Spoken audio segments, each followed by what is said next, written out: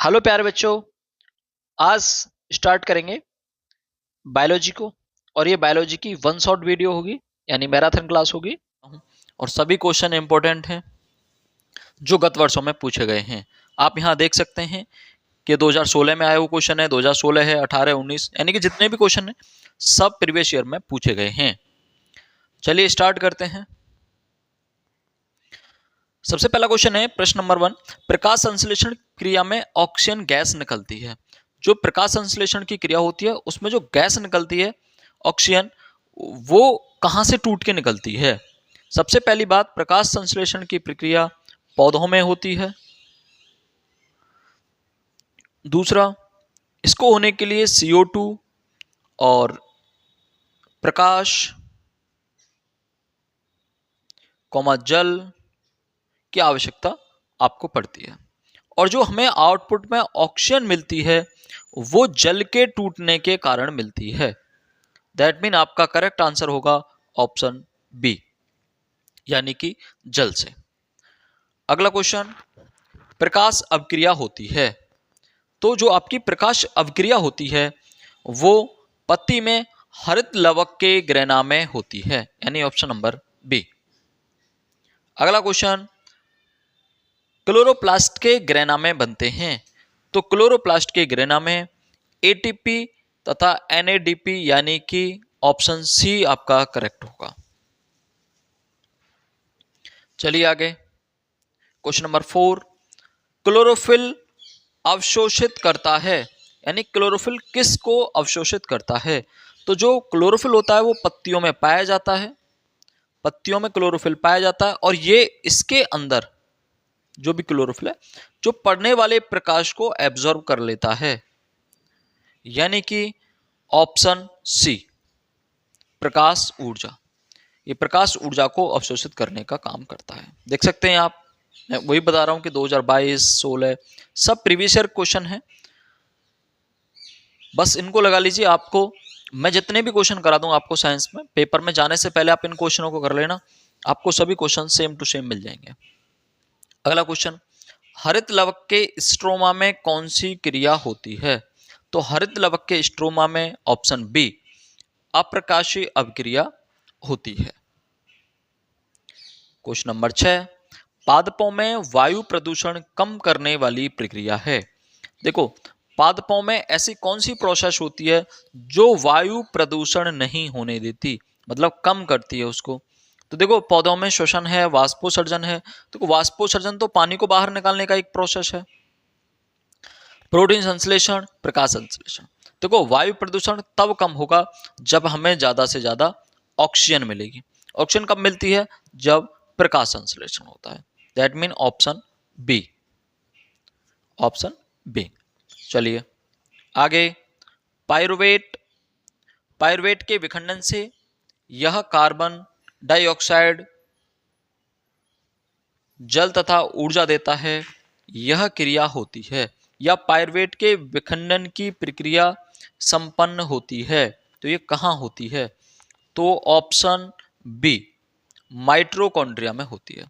यानी कि पायरुवेट का टूटना, यानी पायरुवेट से ग्लूकोज बनता है, वो कहाँ बनता है? तो वो बनता है माइटोकॉन्ड्रिया में। ठीक है, चलिए आगे। स्वपोषी पोषण के लिए आवश्यक है, यानी कि स्वपोषी सिर्फ पौधे करते हैं। तो जो स्वपोषी है यानी पौधों में पोषण के लिए क्या क्या आवश्यक है, मैंने पहले बताया था। CO2 आवश्यकता है, CO2 है, जल की आवश्यकता है, क्लोरोफिल पौधे में पाया जाता है, और सूर्य के प्रकाश की। यानी कि ऑप्शन डी करेक्ट हो जाएगा, इसमें सभी उपलब्ध हैं, ऑप्शन डी। चलिए क्वेश्चन नंबर 9, निम्नलिखित में से कौन विषमपोषी नहीं है? निम्नलिखित में से कौन विषमपोषी नहीं है? विषमपोषी मतलब जो जैसे होलोजोइक बोलते हैं, यानी कि उनको खाने का काम करता है। देखो, फफूंदी भी है, यीस्ट भी है। आपका मनी प्लांट का पौधा ये आपका विषमपोषी नहीं है। बाकी और चीजें सब कुछ खाने का काम करती हैं, मनी प्लांट एक पौधा होता है, तो ये विषमपोषी में नहीं आएगा, ये आपका ऑटोट्रॉफ्स के अंदर आ जाएगा, स्वपोषी के अंतर्गत। चलिए, आहार नाल की सी के आकार की संरचना है। तो आहार नाल आपके मुंह से स्टार्ट होती है, और वेस्ट मटेरियल निकालने तक खत्म होती है। तो इसमें सी के आकार की संरचना क्या होती है? जैसे अगर मैं थोड़ी सी आपको डायग्राम ड्रॉ करने की कोशिश करूं,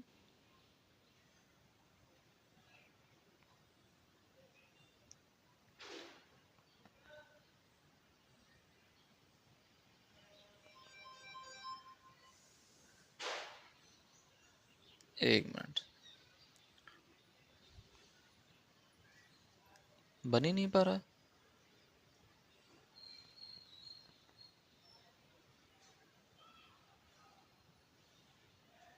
चलिए,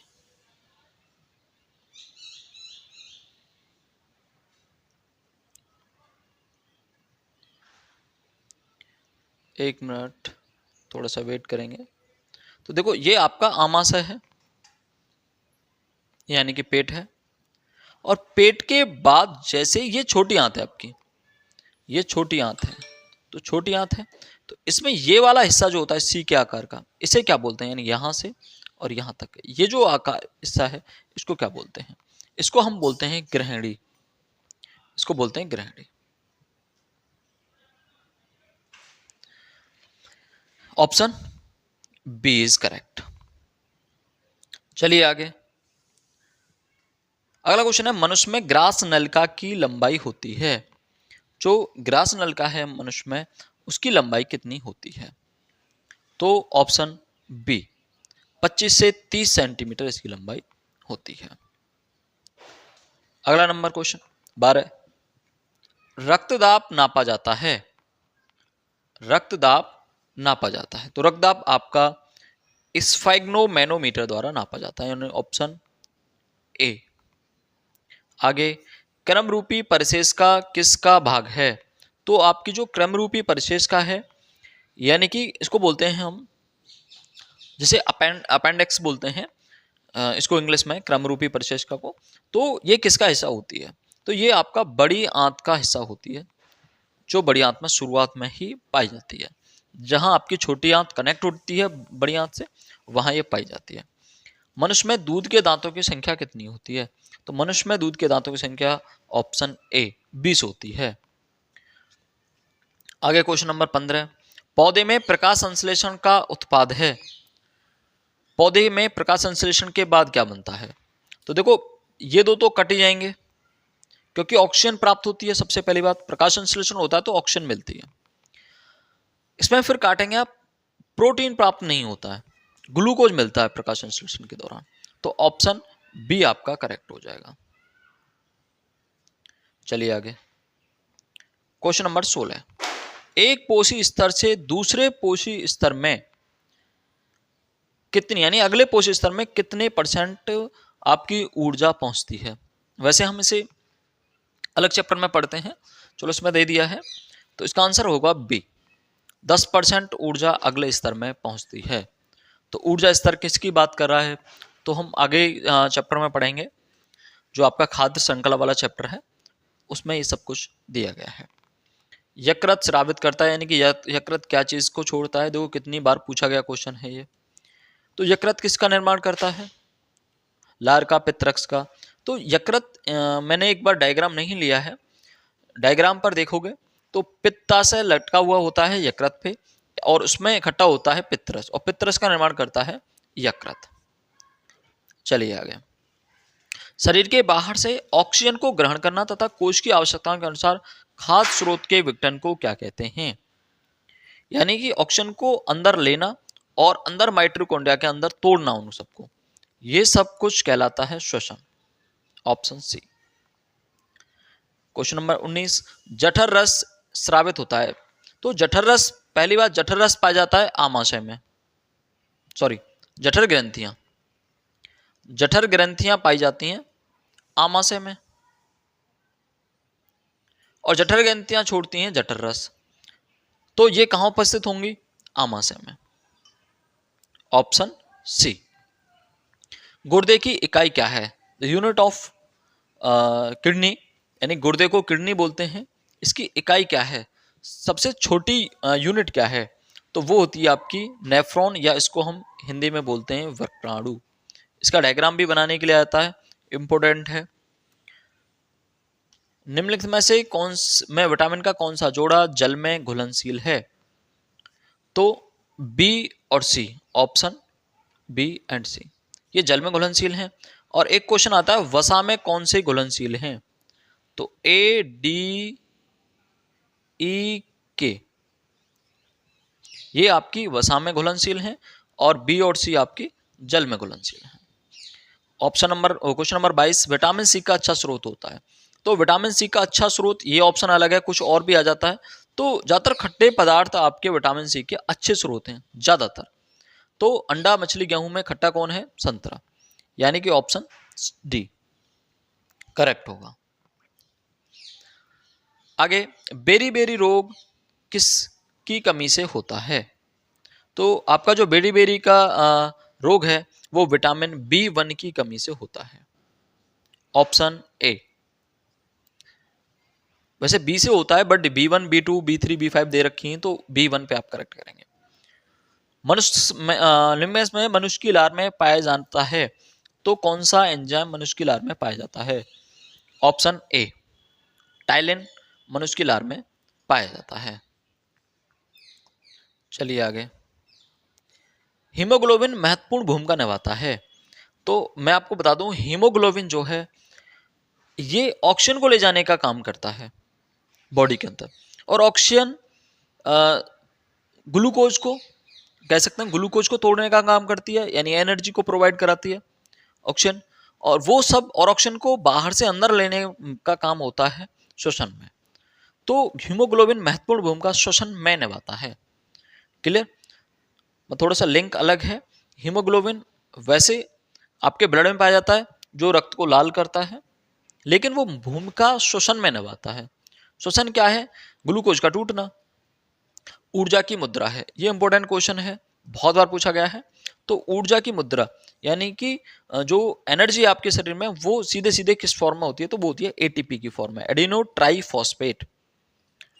चलिए आगे, ग्लाइकोलाइसिस की प्रक्रिया संपन्न होती है। जो आपकी ग्लाइकोलाइसिस है इसकी प्रक्रिया कोशिका द्रव में कंप्लीट होती है, इसे साइटोल भी कहते हैं। अगर ऑप्शन नहीं मिलता है तो साइटोल कोशिका द्रव को इंग्लिश में कहते हैं, तो ये वहां कंप्लीट होती है। देखो ये तीन तरह की प्रक्रिया है, ग्लाइकोलाइसिस होता है, ग्लाइकोजेनेसिस होता है, ग्लाइकोजोनोलिसिस होता है। तो इनमें सब में अलग अलग प्रोसेस हैं। चलो इनके बारे में बात करेंगे जब मैं चैप्टर को इसको समझाऊंगा। ग्लाइकोजेनेसिस क्रिया में क्या बनता है? देखिए ग्लाइकोजेनेसिस क्रिया में क्या बनता है? तो ग्लाइकोजेनेसिस की प्रक्रिया में बनता है ग्लूकोज। चलिए आगे बढ़ते हैं। Option A is correct, glucose बनता है। मनुष्य में पाचन की शुरुआत किस अंग से होती है? तो मनुष्य में पाचन मुख से स्टार्ट हो जाता है। अगला, मानव हृदय में कक्षों की संख्या कितनी होती है? मानव हृदय में कोष्ठ या कक्ष ये होते हैं 4। थोड़ा सा मैं आपको डायग्राम बता देता हूं। जैसे हार्ट इस तरह का नहीं होता, बट मैं मान लेता हूं इस तरह से है। तो इसमें इसको हम 4 भागों में डिवाइड कर सकते हैं।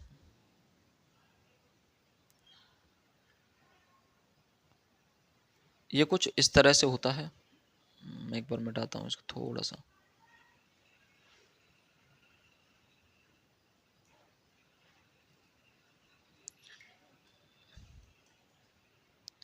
चलिए, मतलब ऐसे करके मैं सीधे से 4 भागों में डिवाइड कर देता हूं।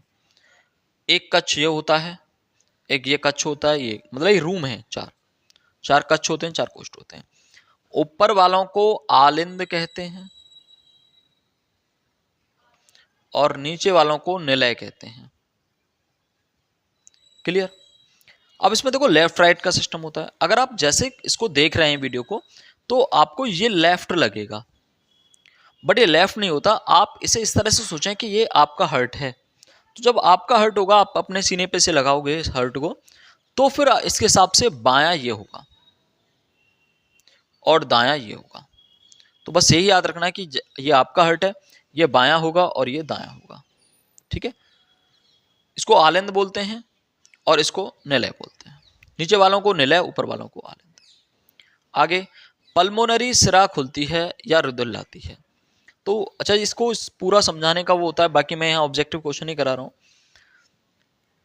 पल्मोनरी सिरा वो सब यहीं से रिलेटेड हैं, ये सब कुछ इनसे रिलेटेड है कि यहाँ से कुछ वो जाती हैं, फिर ऊपर से फेफड़ों से निकल के फिर अंदर आती हैं।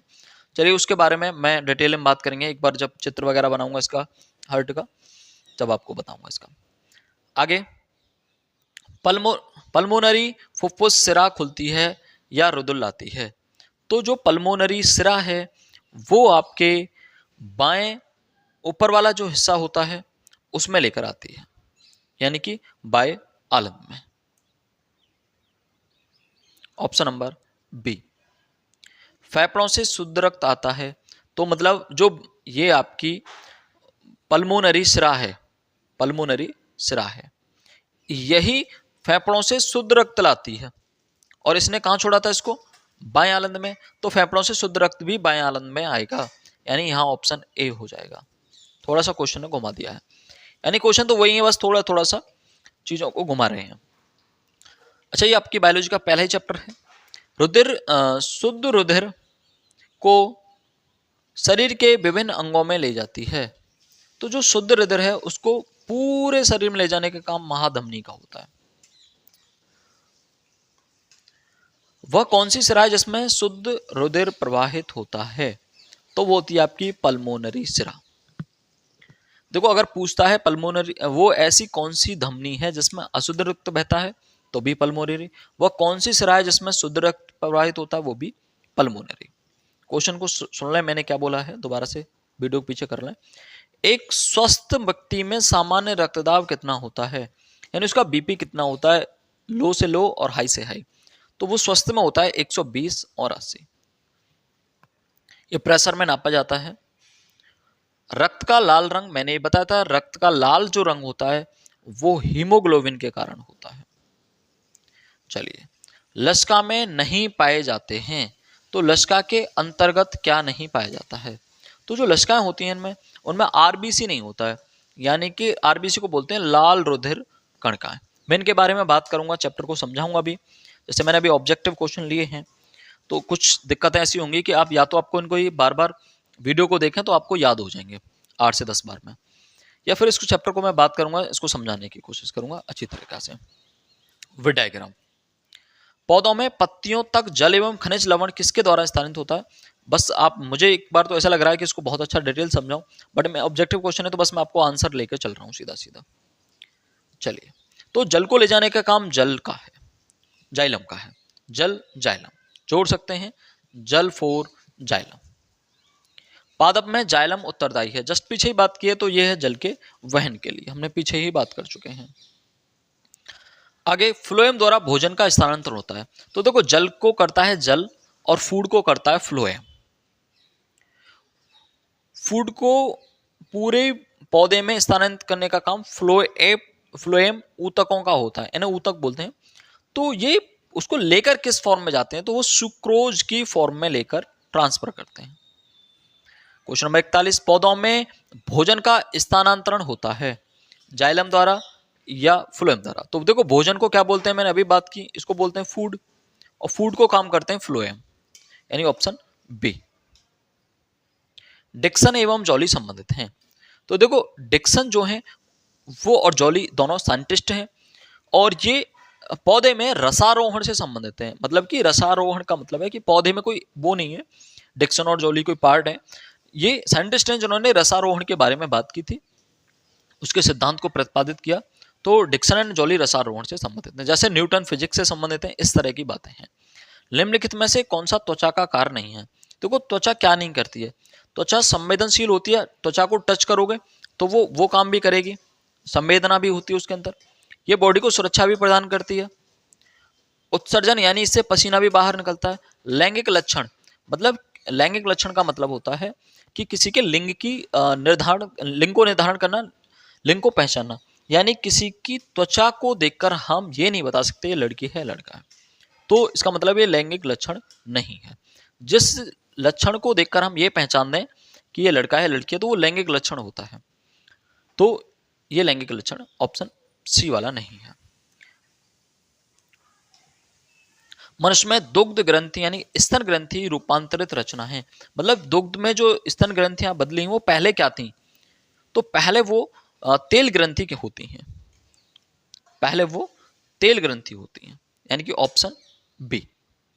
अमोनिया का यूरिया में परिवर्तन करता है, यानी कि कौन करता है? यूरिया में परिवर्तन करने का काम। तो देखो, यूरिया अगर निर्माण की बात करूं या उसमें परिवर्तन करने का काम करता है तो ये लिवर का होता है, और लिवर को बोलते हैं हम यकृत। इसको लिवर भी बोलते हैं, कंफ्यूज ना हो, और जिगर भी बोलते हैं। कहीं कुछ भी आता है तो आप कंफ्यूज ना हो, तीनों इसी के नाम है, यकृत, लिवर, जिगर। लिवर बहुत ज्यादा पॉपुलर है। वृक्क को किडनी बोलते हैं, तो ऑप्शन वैसे इसका बी होगा। आप वृक्क ना लगा दें, क्योंकि वृक्क जो आपके टॉयलेट है उसको अलग करता है ब्लड के अंदर से। मनुष्य में वृक्क एवं तंत्र का एक भाग है। वृक्क जो है एक तंत्र का भाग है, मतलब किडनी कौन से तंत्र का भाग है? जैसे श्वसन तंत्र होता है, और उत्सर्जन तंत्र होता है, परिवहन तंत्र होता है। तो वृक्क क्या काम करता है? टॉयलेट को बाहर करता है, उत्सर्जित करता है। तो ये आपके उत्सर्जन से संबंधित है। क्वेश्चन नंबर 47, बोमेन संपुट भाग है। तो जो बोमेन संपुट भाग है, देखो मैं जब डायग्राम बताऊं सब कुछ समझाऊंगा ना, तो ये आपके वृक्क नलिका का भाग है, यानी कि आपके किडनी से रिलेटेड है। गर्मियों के दिनों में किस कारण दोपहर में पौधे मुरझा जाते हैं? तो गर्मियों में क्या होता है? पानी की बहुत ज्यादा कमी हो जाती है पौधे में, गर्मी ज्यादा पड़ती है तो पौधे से पानी ज्यादा निकल जाता है। पानी को निकलना वाष्पोत्सर्जन होता है, तो वाष्पोत्सर्जन की अधिकता के कारण पौधे मुरझा जाते हैं। शाम को फिर जैसे ही नमी लौटती है या थोड़ा सूरज का प्रभाव कम होता है गर्मी का, तो वापस से वो फिर से फैल जाते हैं। कूपिका या वायु कोष्ठिका, समझ रहे हैं? कूपिका यानी वायु कोष्ठिकाओं की जरूरत हमें कहाँ पड़ेगी? तो यकृत में नहीं पड़ेगी, ना आमाशय में, ना जीभ में, ये पड़ती है फेफड़ों में। कूपिका आपके फेफड़ों में पाई जाती है। एक बार आप इसे देख लीजिए, फिर से मैं पहले चैप्टर के डायग्राम से लेकर आऊंगा, और उसमें कौन सी चीज कहाँ उपलब्ध है, कहाँ वो पाई जा रही है, और उसका क्या फंक्शन है, इसके बारे में भी बात करूंगा। क्वेश्चन नंबर 50, 10-12 क्वेश्चन और रह गए हैं। कोश की प्रक्रमों में ऊर्जा मुद्रा है। देखो, अगर किसी को लग रहा है स्लो चल रहा है तो आप 2x करके वीडियो को थोड़ा तेज देख सकते हैं। तो कोश की प्रक्रमों में ऊर्जा मुद्रा होती है आपकी एटीपी, यानी कि ऑप्शन बी। वह प्रक्रिया जिसमें जटिल कार्बनिक अणु सरल अणुओं में टूटते हैं, वो कहलाती है आपकी अपचयी अपक्रिया।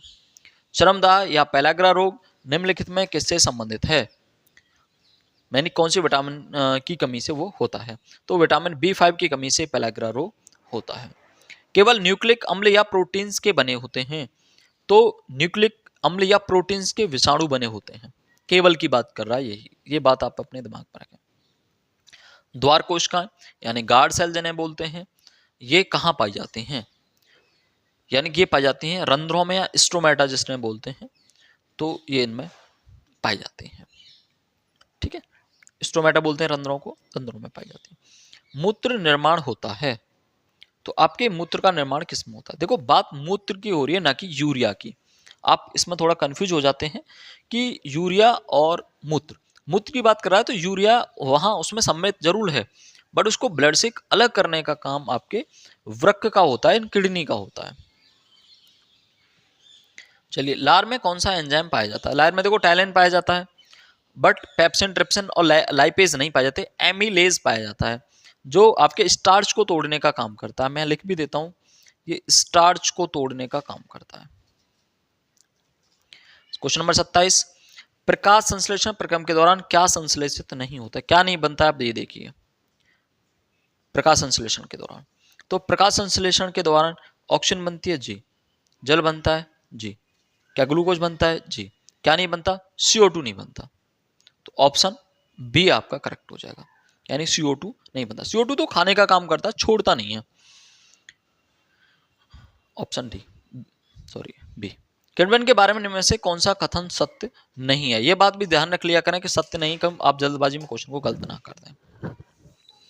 तो जो किण्वन है वो प्रक्रिया या ऑक्सीजन की अनुपस्थिति में होता है, तो ये बात तो सत्य है, ऑक्सीजन की अनुपस्थिति में होता है किण्वन। यह प्रक्रम सामान्यतः यीस्ट में होता है जी, बिल्कुल यीस्ट में होता है, ये बात बिल्कुल ठीक है। इस क्रिया में पायरुवेट तथा पायरुविक अम्ल CO2 व एथेनॉल में परिवर्तित होता है जी, शराब भी इसी में बनती है, किण्वन के प्रोसेस के दौरान बनती है, यानी ऑप्शन रहेगा डी, यानी डी ऑप्शन आपका करेक्ट होगा इसके हिसाब से, मतलब मैंने जिन पे टिक किया है उन्हें ना, ऑप्शन डी। आगे, वह जैव प्रक्रम जिसके द्वारा हानिकारक पदार्थों का निष्कासन होता है। निष्कासन का होने का मतलब है किसी चीज का उत्सर्जन होना, उत्सर्जित होना, तो ये उत्सर्जन प्रोसेस के दौरान होता है, यानी कि ऑप्शन आपका बी करेक्ट हो जाएगा। चलिए, प्रकाश संश्लेषण के दौरान में से कौन सी एक क्रिया नहीं होती। देखो प्रकाश संश्लेषण के दौरान देखो ऑक्सीजन निकलती है, चलो एक एक करके देखते हैं। क्लोरोफिल द्वारा प्रकाश ऊर्जा को अवशोषित करता है, ये बात बिल्कुल ठीक है। प्रकाश ऊर्जा को रासायनिक ऊर्जा में परिवर्तित करता है, ये बात भी बिल्कुल ठीक है। कार्बन डाइऑक्साइड का कार्बोहाइड्रेट में अपचयन होता है, और अगला है कार्बन डाइऑक्साइड का कार्बोहाइड्रेट में, बिल्कुल ये बात सही है, क्योंकि शुरुआत में जो कार्बन डाइऑक्साइड होती है आपकी, वो कार्बोहाइड्रेट में बदलती है, CO2 जो होती है वो चेंज होती है। ग्लूकोज का पायरुविक अम्ल में विखंडन, नहीं, ग्लूकोज बनता है, ग्लूकोज का पायरुविक नहीं बनता, यहाँ ग्लूकोज बनता है, यानी कि ऑप्शन आपका ये कट जाएंगे, ऑप्शन डी आपका रह जाएगा। ठीक है, तो इसके बाद 61 मुझे लगता है लास्ट क्वेश्चन है। निम्नलिखित में से कौन सा जोड़ा प्रकाश संश्लेषण की अभिक्रिया में प्रयोग किया जाता है। कौन सा जोड़ा मतलब किस किस को लेकर प्रकाश संश्लेषण की जाती है, चलिए देखते हैं। कार्बन डाइऑक्साइड और ऑक्सीजन की जाती है। देखो यहाँ ऑक्सीजन की आवश्यकता नहीं होती, पहला ऑक्सीजन वाला कट गया। जल एवं ऑक्सीजन, ये बात सही है, जल की आवश्यकता, सॉरी ऑक्सीजन की आवश्यकता नहीं होती ना, ऑक्सीजन तो बाहर निकलता है प्रकाश संश्लेषण में। जल एवं CO2, ये बात सही है, आपको जल और CO2 की आवश्यकता होती है। कार्बन डाइऑक्साइड एवं नाइट्रोजन की तो आवश्यकता होती नहीं है, हाँ CO2 की जरूर होती है, क्योंकि प्रकाश संश्लेषण में आपको CO2 चाहिए, जल चाहिए और प्रकाश चाहिए, ये बातें चाहिए। और प्रकाश को अवशोषण करने के लिए हरित लवक चाहिए, वो पत्तियों में होता है, मेन बात ये है। ठीक है, चलिए बात करते हैं। सबसे पहला क्वेश्चन, दो तंत्रिका कोशिकाओं के मध्य खाली स्थान को क्या कहते हैं। जब दो तंत्रिका कोशिका होती हैं, तंत्रिका कोशिका शायद आपको पता हो, इस तरह से स्ट्रक्चर देखी होगी आपने,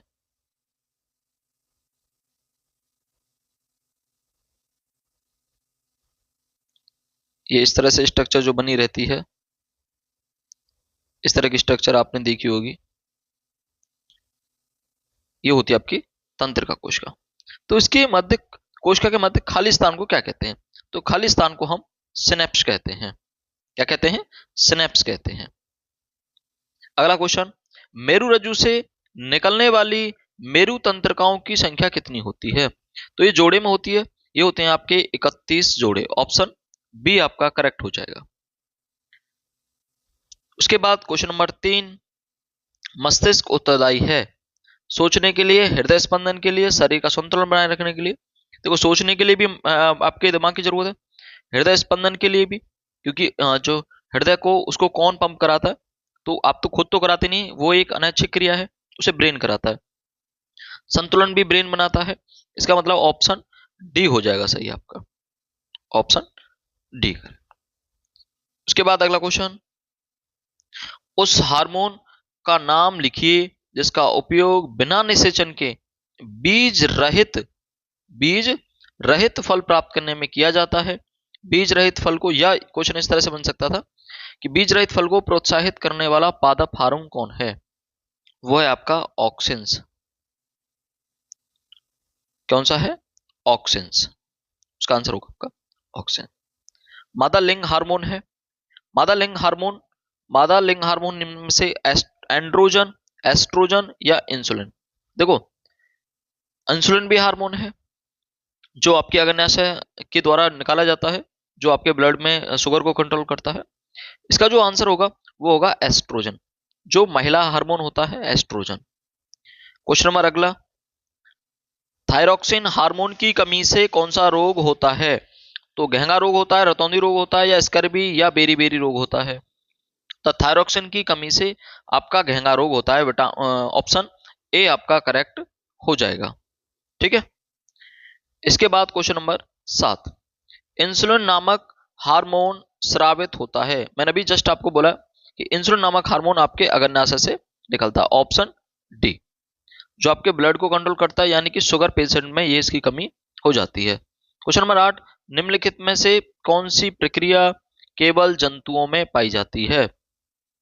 यानी ये बात कर रहा है जंतु और पादप के बारे में, तो सिर्फ जंतुओं में होती है वो प्रक्रिया बताइए। तो हार्मोन नियंत्रण तो पौधों में भी होता है, पौधों के अंदर भी हार्मोन होते हैं। श्वसन पौधे भी करते हैं, वृद्धि पौधे भी करते हैं। तो तंत्र का नियंत्रण मतलब ब्रेन में जो आपकी तंत्र का कोशिका पाई जाती हैं उनका नियंत्रण जंतुओं में होता है, बट उनके द्वारा पौधों में नहीं होता है। तो ऑप्शन डी आपका करेक्ट हो जाएगा। क्वेश्चन नंबर 9, निम्नलिखित में से कौन टेस्टोस्टेरोन हार्मोन का कार नहीं है? पहली बात, टेस्टोस्टेरोन जो हार्मोन है आपका वो पुरुष लिंग हार्मोन है, ये वाला। ठीक है, अगर क्वेश्चन पूछता है। और इसका कार नहीं है, क्या फंक्शन नहीं करता? तो लड़कों में यौवन अवस्था के लक्षणों को नियंत्रित करता है, बिल्कुल। जब यौवन अवस्था स्टार्ट होती है लड़कों में तो ये उसको नियंत्रण करता है। शुक्राणुओं के उत्पादन का नियंत्रण करता है, हड्डियों और पेशियों को बिल्कुल मजबूत करता है। जैसे ही यौवन अवस्था आती है तो हड्डियां और पेशियां मजबूत होना शुरू हो जाती हैं। शरीर के वृद्धि के लिए उपापचय नियमन नहीं करता। ऑप्शन डी आपका करेक्ट होगा। आगे है, प्रोटीन के बने होते हैं क्लोरोप्लास्ट। क्लोरोप्लास्ट पौधों में पाया जाता है, ठीक है। Lysosomes, jeans. तो ऑप्शन होगा आपका प्रायंस। प्रायंस प्रोटीन के बने होते हैं।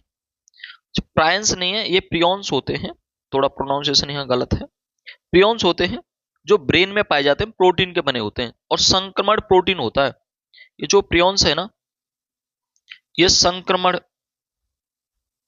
प्रोटीन होती है, ठीक है। इसके बाद क्वेश्चन नंबर 11 है, मस्तिष्क का मुख्य सोचने वाला भाग कौन सा है? देखो, मस्तिष्क का सोचने वाला मुख्य भाग अग्र मस्तिष्क होता है। आप इसे याद रख सकते हैं किस तरीके से, मैं आपको बता देता हूं कि जो अग्र भाग होता है वो वहां से जो आपके बाल हैं सिर से वो उड़ जाते हैं। तो दैट मीन सोच सकते हो ज्यादा सोचने वाले का आगे से बार उड़ जाते हैं, तो सोचने वाला भाग अग्र मस्तिष्क है। इसे आप अपने दिमाग में सोच सकते हैं। ये बात सही है या नहीं गलत ये मैं नहीं कह रहा हूं, बट आप इससे इस बात को लिंक कर सकते हैं। निम्न में से कौन एक पादप हार्मोन नहीं है? हार्मोन पौधों में भी जंतुओं में दोनों में पाए जाते हैं। तो पादप हार्मोन स्पेशली निम्न में से कौन सा नहीं है? ऑक्सिन नहीं है, जिब्रेलिन नहीं है, एस्ट्रोजन नहीं है, या साइटोकाइनिन नहीं है। तो देखो, ऑक्सिन भी होता है, जिब्रेलिन भी फुलाने का काम करता है, और साइटोकाइनिन। एस्ट्रोजन हमने भी पढ़ा था। ये जो एस्ट्रोजन है ये आपका महिला मादा हार्मोन होता है, एस्ट्रोजन। तो ऑप्शन सी आपका करेक्ट हो जाएगा, ठीक है। तो 12 क्वेश्चन थे इसमें, तो ज्यादा बड़ा चैप्टर नहीं है, छोटा सा चैप्टर है। 12 मिनट 12 क्वेश्चन है इसमें, और इतने क्वेश्चन इसमें पूछे जा सकते हैं मैक्सिमम, जो मैंने आपको बता दिए हैं। डीएनए के दोनों तंतुओं को आपस में जोड़ते हैं। डीएनए के दोनों तंतुओं को किसके द्वारा आपस में जोड़ा जाता है? हाइड्रोजन बंध के द्वारा, आयनिक बंध के द्वारा, या पेप्टाइड या सहसंयोजक बंध के द्वारा? तो इसका राइट आंसर होगा ऑप्शन ए, हाइड्रोजन बंध के द्वारा। क्वेश्चन नंबर 2, निम्न में कौन सा अंग पौधे में नर जनन अंग का प्रतिनिधित्व करता है? मतलब पौधे में नर जनन कौन सा होता है? पहली बात, पौधे में जो जनन अंग होते हैं वो उसमें उसके पुष्प में होते हैं, और पुष्प में जो जनन अंग है नर के लिए वो होता है आपका पुंकेसर, होता है पुंकेसर। अगर मैं ड्रॉ करूं,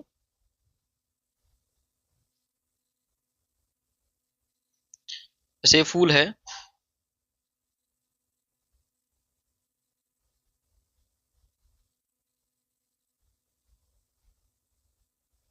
तो यहां फूल में ये मैंने उसके अनुप्रस्थ काट का क्षेत्रफल लिया है। अनुप्रस्थ काट का ये उसको फूल का मतलब चित्र बनाया है। तो यहां इस तरह से कुछ फूल में इस तरह से निकले रहते हैं। तो ये जो भाग है, ये वाला, ये जो भाग है ये आपका पुंकेसर कहलाता है। ये आपका पुंकेसर। इसके बीच में एक भाग होता है यहां,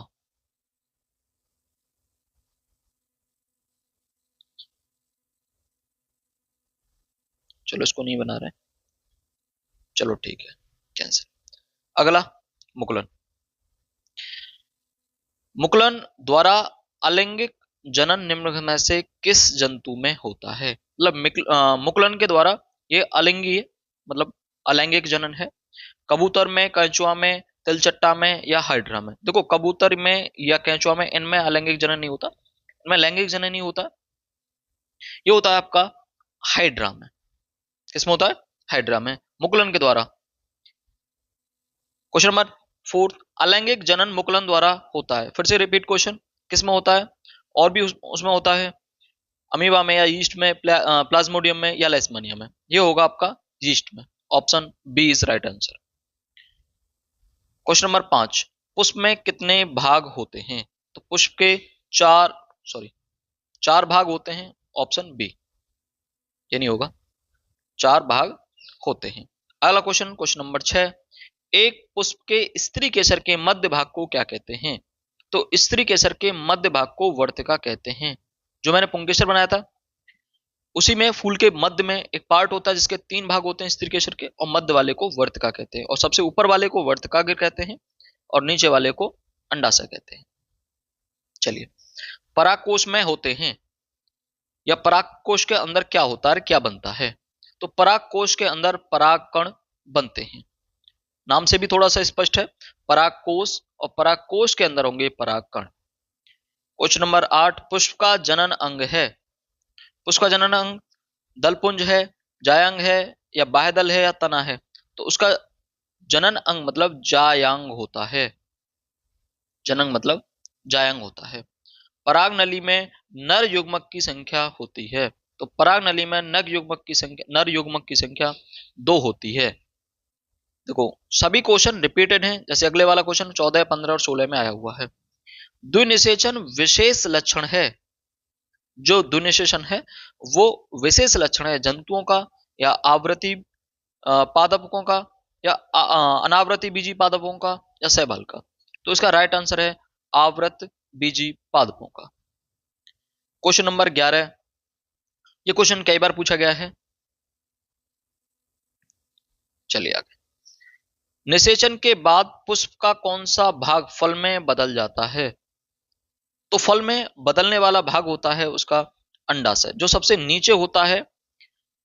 पुष्प के मादा जननांग का सबसे नीचे वाला भाग अंडाशय कहलाता है।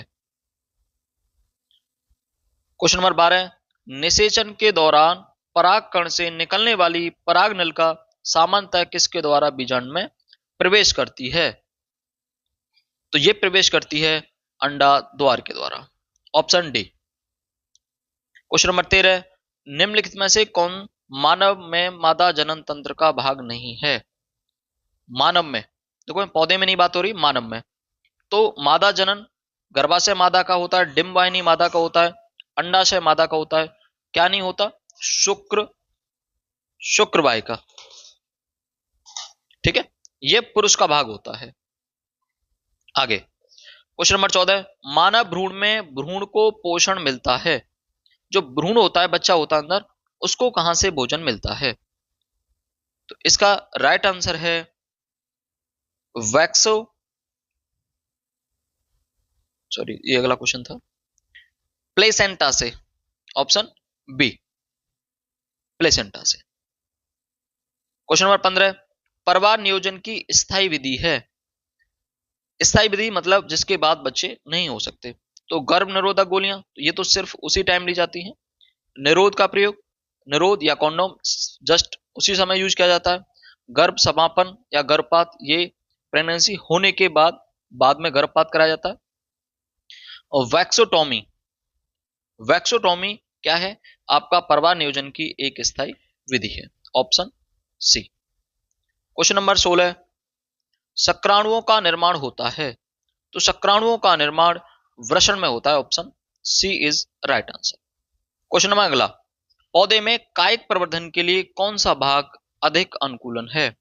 कायिक प्रवर्धन का मतलब होता है कि पौधे में उसकी काया के द्वारा एक नए पौधे का जन्म, मतलब सबसे बेहतर पौधे के कौन से अंग से हो सकता है? तने से, पत्ती से, जड़ से, या प्रकलिका से? इसका राइट आंसर है तने से। तने के द्वारा सबसे ज्यादा अनुकूलन होता है पौधे के लिए। क्वेश्चन नंबर 18, डीएनए पाया जाता है। डीएनए किसमें पाया जाता है? तो डीएनए जो पाया जाता है वो कोशिका के केंद्रक में पाया जाता है। Option D is right answer. Question number 19, पुष्प के नर भाग को कहते हैं जायांग, अंडाशय, बीजांड या पुमंग? तो इसका राइट आंसर है ऑप्शन ए, पुमंग। पुनरुद्भवन होता है या पुनर्जनन का उदाहरण है? किस किस में दे रखा है आपका पुनर्जनन का? प्लेनेरिया लेकिन हाइड्रा में नहीं, हाइड्रा में लेकिन प्लेनेरिया में नहीं, पैरामीशियम में लेकिन हाइड्रा में नहीं, हाइड्रा और प्लेनेरिया। तो इसको बिल्कुल राइट आंसर है, इन दोनों में ही होता है पुनर्जनन, हाइड्रा और प्लेनेरिया। Option D. देखिए जितने भी आपके ये पौधे के द्वारा जैसे कायिक प्रवर्धन के जितने भी रूप दे रखे हैं या ये आपके अलैंगिक जनन दे रखे हैं, सबके आपको उदाहरण पता होने चाहिए। हर बार क्वेश्चन आता ही आता है आपका।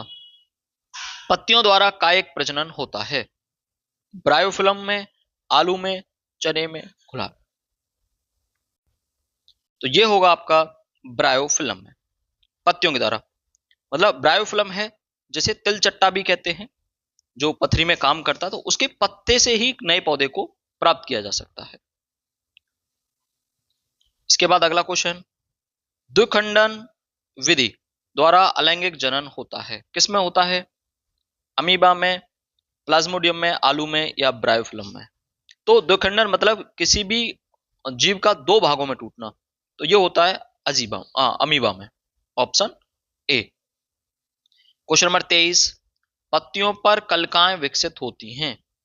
तो पत्तियों पर कलिकाएं विकसित होती हैं पुदीना में, आलू में, ब्रायोफिल्म में या इन सभी में? देखो पत्तियों से एक नए पौधे का जन्म किसमें होता है? ब्रायोफिल्म में। तो इसका मतलब कलिकाएं कहां होंगी? ब्रायोफिल्म में। मतलब कि जो पत्ती होगी, एक मिनट, तो इस पत्ती से ही नए पौधे का जन्म हो जाएगा, इस पत्ती पर ही कलिकाएं निकल के आ जाएंगी। समझ रहे हो? इसके बाद क्वेश्चन नंबर 24, निम्न में किस पौधे में पुष्प एक लिंगी होते हैं? जिन एक लिंगी और दो लिंगी। एक लिंगी मतलब सिर में जिसमें नर भाग पाया जाए या मादा, और दो लिंगी जिनमें दोनों भाग पाए जाए, मादा और आपका पुरुष। वो पुष्प एक लिंगी हैं, तो इसका राइट आंसर है पपीता। देखो पपीता में सिर्फ एक लिंगी होता है, इसलिए अक्सर पपीते के दो पौधे लगाने के लिए बोला जाता है, क्योंकि नर अलग और मादा अलग। मादा जनन तंत्र के किस भाग में लूप या कॉपर्टी स्थापित किया जाता है? तो देखो लू या कॉपर्टी प्रेगनेंसी को रोकने के लिए लगाया जाता है। फिर लगाया कहां जाता है? तो ये लगाया जाता है आपका गर्भाशय। ऑप्शन क्वेश्चन नंबर 16, सामान्य एक लिंगी नर पुष्प में नहीं पाया जाता। एक लिंगी नर पुष्प में नहीं पाया जाता, इसका मतलब वो मादा भाग नहीं पाया जाता होगा। तो मादा भाग क्या है? वर्तिकाग्र है आपका, जो मादा का सबसे ऊपर वाला हिस्सा होता है। इसके बाद क्वेश्चन नंबर 27, मुकुलन पाया जाता है। मुकुलन प्लेन एरिया में, हाइड्रा में, लेशमानिया में या उपयुक्त सभी में? तो मुकुलन पाया जाता है आपका हाइड्रा में। क्वेश्चन नंबर 28, लास्ट क्वेश्चन है आपका, हाइड्रा में प्रजनन होता है। तो अभी हमने जस्ट पीछे बात करी, तो हाइड्रा में कैसा होगा? आपका मुकुलन होगा, क्योंकि ये क्वेश्चन क्या कह रहा है? मुकुलन पाया जाता है हाइड्रा में, और ये कह रहा है कि हाइड्रा में होता है प्रजनन, तो मुकुलन द्वारा। आनुवंशिकता के प्रयोग के लिए मेंडल ने कौन से पौधे का उपयोग किया? बहुत ही ज्यादा इंपॉर्टेंट क्वेश्चन है और बहुत ही आसान। मेंडल ने अपना प्रयोग किन पौधों पर किया? किस पौधे पर किया? बहुत ही आसान आंसर है इसका, ऑप्शन सी, मटर के पौधे पर अपना प्रैक्टिकल किया। उसके बाद प्रश्न 2, उद्यान मटर में अप्रभावी लक्षण हैं। जो आपका मटर का पौधा उसमें अप्रभावी लक्षण क्या है?